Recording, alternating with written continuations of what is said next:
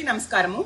పల్నాడు ప్రాంతంలో మాచర్లకు చెందిన ఒక ఒంటరి మహిళ ఇంట్లో ఉంటే ఒక కామాంధుడు ఇంటికి వెళ్లి కత్తితో బెదిరించి ఆమెకు కాళ్ళు చేతులు కట్టి అత్యాచారం చేయడం జరిగింది.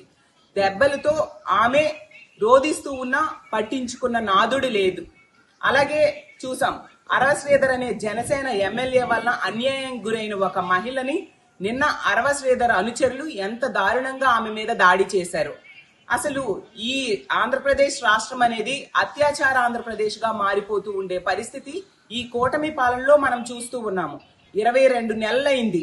రోజుకి ఎన్ని సంఘటనలు పేపర్లలో టీవీల్లో మనం చూస్తూ ఉన్నామంటే ఎంత దారుణంగా మహిళల భద్రత, ప్రజల భద్రత వీళ్ళు గాలికి వదిలేశారు అనే విషయం స్పష్టంగా అర్థమవుతూ ఉంది. చంద్రబాబు నాయుడు గారు ప్రతిసారి కూడా చెప్తూ ఉంటారు, మహిళల మీద ఎవరైనా చెయ్యి వేస్తే అదే వాళ్ళకి చివరి రోజు అని.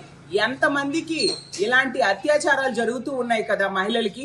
మరి ఎంతమందికి మీరు చివరి రోజు చేశారు చంద్రబాబు నాయుడు గారు అని నేను అడుగుతూ ఉన్నాను. అలాగే పవన్ కళ్యాణ్ గారు మహిళల మీద ఎవరైనా చేయి వేస్తే వాళ్ళ తాట తీస్తామని పదే పదే చెప్తూ ఉంటారు. మరి మీరు ఎంతమంది తాట తీశారు? మీ జనసేన ఎమ్మెల్యే అనుచరులు ఆ మహిళ మీద దాడి చేస్తే కనీసం స్పందించట్లేదే.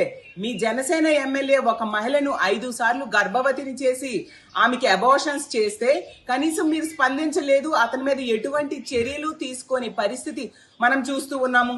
మరి లోకేష్ గారు అయితే ట్వీట్స్ మీద ట్వీట్స్ పెడుతూ ఉంటారు మహిళల భద్రత కోసం. మరి ఇన్ని సంఘటనలు జరుగుతున్నా మీరు ఎందుకు స్పందించట్లేదు?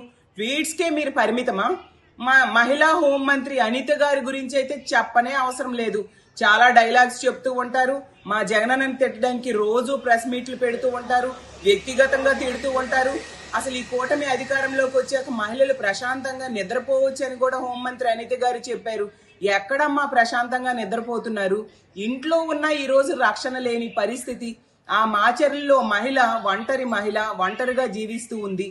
తన ఇంట్లో తాను ఉంటే వేరే దుర్మార్గుడు వచ్చి ఈ విధంగా అత్యాచారం చేశాడంటే, ఇంట్లో ఉన్నా కూడా ఈ కూటమి పాలనలో మహిళలకు రక్షణ లేదు అంటే ఎలాంటి దారుణమైన పరిస్థితులు ఈ రాష్ట్రంలో నెలకొన్నాయో అర్థం చేసుకోవచ్చు.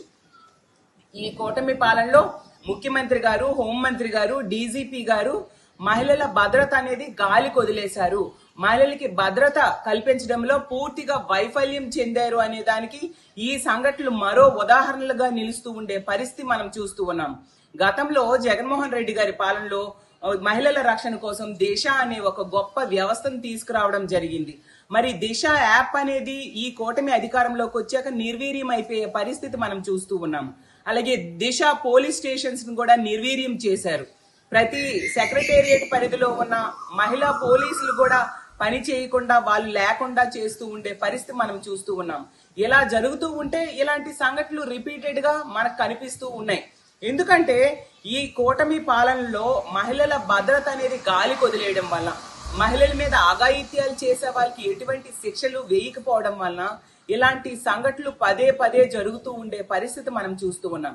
ఈ రోజు ఈ కూటమి పాలనలో మహిళలకి ఇంట్లో ఉన్న రక్షణ లేదు, బయటికి వెళ్ళినా రక్షణ లేదు, స్కూల్కి వెళ్ళినా రక్షణ లేదు, పని ప్రదేశంలో కూడా రక్షణ లేని పరిస్థితి మనం చూస్తూ ఉన్నాం. ఈరోజు కూటమి అధికారంలోకి వచ్చాక ఒకవైపు మద్యం వెచ్చలవిడిగా దొరుకుతూ ఉండే పరిస్థితి, మద్యం ఏరులై పారుతూ ఉండే పరిస్థితి మనం చూస్తూ ఉన్నాము. 80-90 వేల బెల్ షాప్స్ ఈ రాష్ట్రంలో మనకు కనిపిస్తూ ఉన్నాయి. అలాగే పెర్మిట్ రూమ్స్ కి గవర్నమెంటే పర్మిషన్ ఇచ్చిన పరిస్థితి. 24 గంటలు మద్యం దొరుకుతూ ఉంది. గంజాయి ఎక్కడ పడితే అక్కడ తయారు చేస్తున్నారు. గంజాయి వెచ్చలవిడిగా దొరుకుతూ ఉండే పరిస్థితి. అలాగే డ్రగ్స్ డోర్ డెలివరీ జరుగుతూ ఉండే పరిస్థితి కూటమి పాలనలో చూస్తూ ఉన్నాము. దాని వలన వాటిని తీసుకొని ఇలాంటి కామాంధులు రెచ్చిపోయి ఈ విధంగా చేస్తూ ఉండే పరిస్థితి మనం చూస్తూ ఉన్నాము. పవన్ కళ్యాణ్ గారు అయితే తన సొంత పార్టీకి చెందిన ఎమ్మెల్యే కూడా కనీస చర్యలు తీసుకోలేదు. మహిళల భద్రత కోసం ఎన్నో స్టేట్మెంట్స్ ఇచ్చారు. మీరు ఇప్పుడు ఎందుకు మౌనంగా ఉంటున్నారు పవన్ కళ్యాణ్ గారు అని నేను అడుగుతూ ఉన్నాను. మీరు దీని మీద వెంటనే చర్యలు తీసుకోవాల్సిన బాధ్యత మీ మీద లేదా అని నేను అడుగుతూ ఉన్నాను. ఎప్పటికైనా స్పందించండి.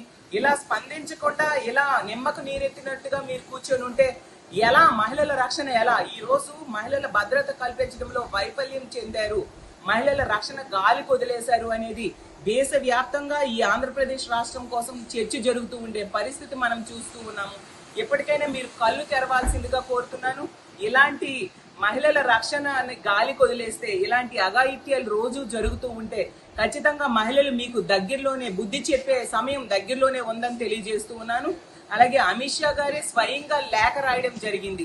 112 emergency call centre number call చేస్తే ఆంధ్రప్రదేశ్ రాష్ట్రంలో పోలీసులు స్పందించే టైం 26 నిమిషాలు అనేసి. అంటే ఎంత దారుణం. దేశవ్యాప్తంగా ఆ స్పందించే టైం 18 నిమిషాలు ఉంటే మన పోలీసులు ఇంత లేట్ గా స్పందిస్తే మహిళలకి భద్రత ఎక్కడ దొరుకుతుంది అని నేను అడుగుతూ ఉన్నాను.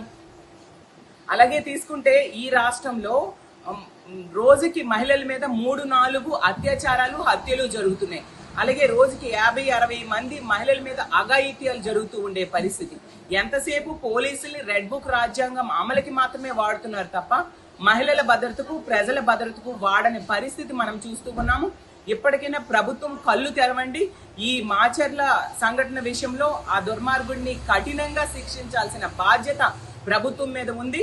ఇలాంటి తప్పుడు పనులు చేసే వాళ్ళకి కఠినమైన శిక్షలు వేస్తే ఖచ్చితంగా ఇంకొకసారి ఇలాంటి సంఘటనలు రిపీట్ కావు. తక్షణమే ముఖ్యమంత్రి గారు, హోంమంత్రి గారు స్పందించి దీని మీద చర్యలు తీసుకోవాల్సిందిగా కోరుతూ సెలవు తీసుకుంటున్నాను.